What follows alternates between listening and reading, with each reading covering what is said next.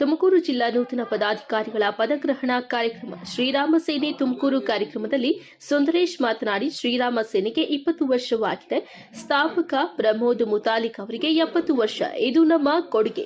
ಬ್ರಹ್ಮ ವಿಷ್ಣು ಮಹೇಶ್ವರರಾಗಿ ಪ್ರಮೋದ್ ಮುತಾಲಿಕ್ ಅವರಿದ್ದಾರೆ. ಸಿದ್ದಲಿಂಗ ಸ್ವಾಮಿಗಳಿದ್ದಾರೆ ಹಾಗೂ ರಾಜ್ಯಾಧ್ಯಕ್ಷರಾದ ಶ್ರೀ ಗಂಗಾಧರ್ ಕುಲಕರ್ಣಿ ಜಿ ಅವರು ಸಹ ತ್ರಿಮೂರ್ತಿಗಳಾಗಿ ಇದ್ದಾರೆ.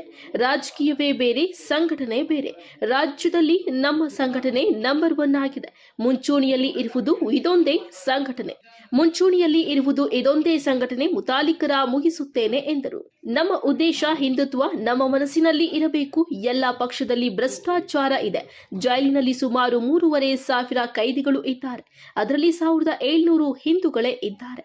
ರಾಜಕಾರಣಿಗಳು ನಮ್ಮ ಹಿಂದೆ ಇರಬೇಕು, ನಾವು ಅವರಿಂದೆ ಹೋಗಬಾರದು. ಮೊಬೈಲ್ ಗ್ರೂಪ್ಗಳಲ್ಲಿ ಸಂಘಟನೆ ಮಾಡುವ ಕಾಲ ಮುಗಿದಿದೆ. ಈಗ ಏನಿದ್ದರೂ ಮನೆಗಳಿಗೆ ಹೋಗಿ ಸಂಘಟನೆ ಮಾಡುವ ಕಾಲ ಇದೊಂದು. ಒಂದೊಂದು ತಾಲೂಕಿನಲ್ಲಿ 100 ಜನರ ಪಡೆಯನ್ನ ಕಟ್ಟಬೇಕು ಹಾಗೂ ಪ್ರಮೋದ್ ಮುತಾಲಿಕರ 70ನೇ ಹುಟ್ಟುಹಬ್ಬಕ್ಕೆ ಕಾಶಿಯಲ್ಲಿ ಪ್ರಮುಖರ ಜೊತೆ ಆಚರಿಸುತ್ತೇವೆ ಎಂದರು.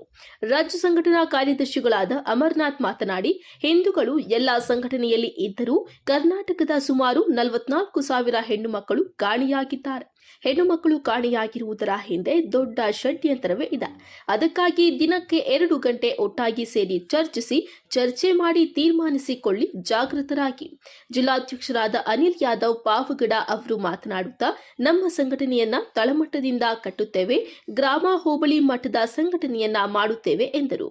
ನೂತನವಾಗಿ ಶ್ರೀ ಅನಿಲ್ ಯಾದವ ಜಿಲ್ಲಾಧ್ಯಕ್ಷರು, ರುದ್ರೇಶ್ ತುಮಕೂರು ಜಿಲ್ಲಾ ಕಾರ್ಯಾಧ್ಯಕ್ಷರು, ಶ್ರೀ ತೇಜಸ್ ತುಮಕೂರು ಜಿಲ್ಲಾ ಉಪಾಧ್ಯಕ್ಷರು, ರಾಮು ಉಪಾಧ್ಯಕ್ಷರು, ಶ್ರೀ ಮಣಿಕಂಠ ಜಿಲ್ಲಾ ಸಂಘಟನಾ ಕಾರ್ಯದರ್ಶಿ, ಶ್ರೀ ಯೋಗೇಶ್ ತುಮಕೂರು ಜಿಲ್ಲಾ ಕಾರ್ಯದರ್ಶಿ, ಜಿತೇಂದ್ರ ಬಾಬು ಜಿಲ್ಲಾ ಖಜಾಂಚಿ ಇವರುಗಳು ನೂತನವಾಗಿ ಹೊಸ ಪದಾಧಿಕಾರಿಗಳನ್ನಾಗಿ ಶ್ರೀರಾಮ ಸೇನೆ ತುಮಕೂರು ಜಿಲ್ಲಾ ಘಟಕಕ್ಕೆ ಆಯ್ಕೆ ಮಾಡಲಾಯಿತು.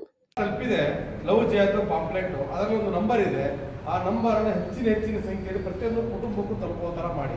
ಯಾವುದಾದ್ರೂ ಮಹಿಳೆ, ಹುಡುಗಿ ಆಗಿರ್ಬೋದು, ಮಹಿಳೆ ಆಗಿರ್ಬೋದು, ಕೆಲಸಕ್ಕೆ ಹೋಗುವಂಥ ಮಹಿಳೆಯರಾಗಿರ್ಬೋದು, ತೊಂದರೆ ಆದರೆ ಆ ನಂಬರ್ಗೆ ಫೋನ್ ಮಾಡಿದ್ರೆ ತುಮಕೂರು ಜಿಲ್ಲೆಯಿಂದ ಫೋನ್ ಮಾಡಿದ್ರು ಕೂಡ ಧಾರವಾಡಕ್ಕೆ ಹೋಗುತ್ತೆ.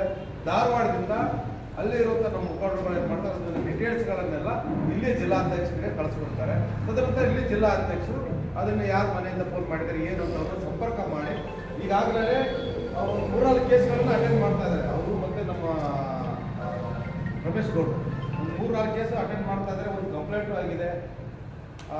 ತುಂಬ ಪ್ರಯತ್ನಗಳು ಮಾಡ್ತಾ ಇದ್ದಾರೆ. ಕೆಲವೊಂದು ವಿಷಯಗಳು ನಾವು ಬಹಿರಂಗವಾಗಿ ಹೇಳೋಕ್ಕಾಗಲ್ಲ. ಯಾಕಂದರೆ ಮಹಿಳೆಯರದು ಒಂದಿಷ್ಟು ಮಾನ ಮರ್ಯಾದೆ ಪ್ರಶ್ನೆ, ಕುಟುಂಬದವರು ಮಾನ ಮರ್ಯಾದೆ ಪ್ರಶ್ನೆ. ಈಗ ನಂಬರ್ ಹೇಳಿರ್ತಾರೆ, ಹೇಳೋದಾದ್ಮೇಲೆ ನಾವು ಅದನ್ನು ಫೇಸ್ಬುಕ್ ವಾಟ್ಸಪ್ಗಳಲ್ಲಿ ಕಳೆದಾಗ ಏನಾಗುತ್ತೆ, ನಮ್ಮ ಕುಟುಂಬದ ಮಹಿಳೆಯರ ಮರ್ಯಾದೆ ನಾವೇ ಕಳೆದಾಗುತ್ತೆ. ಹೀಗಾಗಿ ಅದನ್ನು ಎಲ್ಲಿಯೂ ಕೂಡ ನಾವು ಎಕ್ಸ್ಪೋಸ್ ಮಾಡೋದು ಬೇಡ. ಯಾಕಂದರೆ ಆ ಹೆಣ್ಣು ಮಗಳು ಎಲ್ಲೋ ಸಣ್ಣ ತಪ್ಪಾಗಿರ್ತದೆ, ಮತ್ತೆ ಅವಳು ತಲೆ ಎತ್ತಿ ಈ ಸಮಾಜದಲ್ಲಿ ತಿರುಗಾಡಬೇಕು. ಆ ರೀತಿ ನಾವೆಲ್ಲ ಸೇರಿಕೊಂಡು ಅವರನ್ನ ಸಮಸ್ಯೆಯಿಂದ ಬಗೆಹರಿಸ್ಕೊಂಡು ಹೊರತಾಗಿ ಇನ್ನೊಂದು ಸಮಸ್ಯೆ ಮಾಡೋದು ದಯವಿಟ್ಟು ಯಾರು ಕೂಡ ಮಾಡ್ಬೋದು. ಯಾರು ಕೂಡ ಫೇಸ್ಬುಕ್ಕಲ್ಲಾಗಲಿ ವಾಟ್ಸಪ್ಗಳಲ್ಲಾಗಲಿ ಅದನ್ನು ಚರ್ಚೆ ಮಾಡಿ ಯಾವುದೇ ಕಾರಣಕ್ಕೂ ಆ ಹೆಣ್ಣು ಮಗಳ ಹೆಸರು ಮತ್ತು ವಿಳಾಸ ಮತ್ತು ಅವರ ಚಿತ್ರ, ಭಾವಚಿತ್ರ ಯಾವುದೂ ಕೂಡ ಪ್ರಚಾರ ಮಾಡಿಕೊಡೋದು ತಮ್ಮಲ್ಲೆಲ್ಲರೂ ಮನವಿ ಮಾಡ್ತಾ ಇದ್ದೀವಿ. ಕ್ಷೇತ್ರ ಆರ್ಗ ಜ್ಞಾನೇಂದ್ರ ಅವರು ಗೃಹ ಮಂತ್ರಿ ಆದಂಥ ಕ್ಷೇತ್ರದಲ್ಲಿ ಬಾಂಗ್ಲಾದೇಶ ಆಗುತ್ತೆ. ಹೈಯೆಸ್ಟ್ ವಲಸಿಗ ಬಾಂಗ್ಲಾದವರಿಗೆ ಆಲ್ರೆಡಿ ಅಲ್ಲಿ ಬೇರೂರಿದ್ದಾರೆ. ಹೈಯೆಸ್ಟ್ ಭಯೋತ್ಪಾದಕರು ಇಡೀ ದೇಶದಲ್ಲಿ ಭಯೋತ್ಪಾದಕರನ್ನ ಹಿಡಿದ್ರೆ ಮೊದಲು ಸಿಗದೆ ತೀರ್ಥಹಳ್ಳಿ ಇರ್ಬೋದು. ಅದಕ್ಕೆ ಕಾರಣ ಯಾರು? ಅಲ್ಲಿರುವಂತ ನಾಸೀರ್ ಅಂತೇಳಿ ಒಬ್ಬ ಕಾಂಟ್ರಾಕ್ಟ್ ಇದ್ದಾನೆ. ಇದೇ ಶಿವಮೊಗ್ಗ ಏರ್ಪೋರ್ಟ್ ಕಾಂಟ್ರಾಕ್ಟ್ ಕೊಟ್ಟರು 13,000 ಕೋಟಿ ಕಾಂಟ್ರಾಕ್ಟ್ ಅವನಿಗೆ. ಅಲ್ಲಿರುವಂತ ನಾಯಕರನ್ನ ಕೇಳಿದ್ರೆ ಹೇಳ್ತಾರೆ, ಯಾಕೆ ಅವ್ರಿಗೆ ಕೊಟ್ಟಿದ್ದೀನಿ ಅಂದ್ರೆ ಬೇರೆ ಕಂಪನಿಗಳಿಗೆ ಎಲಿಜಿಬಿಲಿಟಿ ಇಲ್ಲ ಅಂತ. ಯಾಕೆ L&T ಇಲ್ವಾ, ಟಾಟಾ ಇಲ್ವಾ? ರತನ್ ಟಾಟಾ ಅವರು ವರ್ಷಕ್ಕೆ 1,500 ಕೋಟಿ ಕೊಡ್ತಿದಾರಲ್ಲ ಭಾರತ ದೇಶಕ್ಕೆ. ದೇಶ ಇಲ್ಲ ಅಂತಂದ್ರೆ ಉದ್ಯೋಗ ಇಲ್ಲ, ವ್ಯವಹಾರ ಇಲ್ಲ, ವ್ಯಾಪಾರ ಇಲ್ಲ, ಮರ್ಯಾದೆ ಇಲ್ಲ. ನಿಮಗೆ ಬೆಸ್ಟ್ ಎಕ್ಸಾಂಪಲ್ ಕಣ್ಣೆದುರಿಗೆ ಕಾಣ್ತಾ ಇರುವಂತಹ ಎಕ್ಸಾಂಪಲ್ ಕಾಶ್ಮೀರದ ಉದಾಹರಣೆ ಸರಿ ಗಂಭೀರವಾಗಿ ಯೋಚನೆ ಮಾಡಿ ನೋಡಿ. 1947ಕ್ಕೆ ದೇಶಕ್ಕೆ ಸ್ವಾತಂತ್ರ್ಯ ಬಂತು.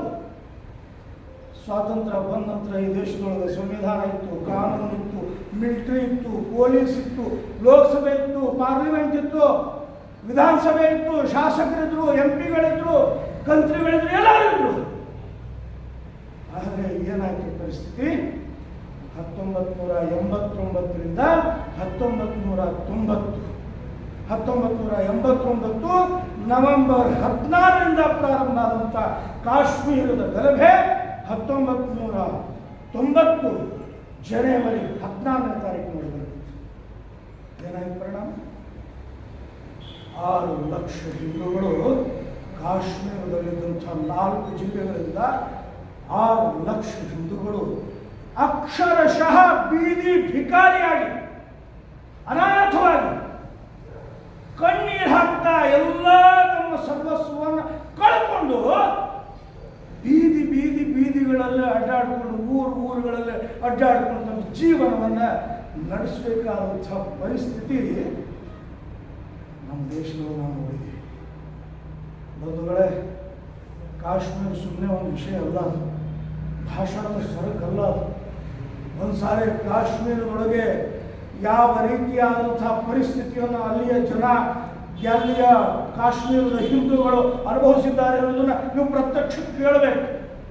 ಆ ಕಾಶ್ಮೀರ ಫೈಲ್ಸ್ ಏನು ತೋರಿಸಿದಾರಲ್ಲ,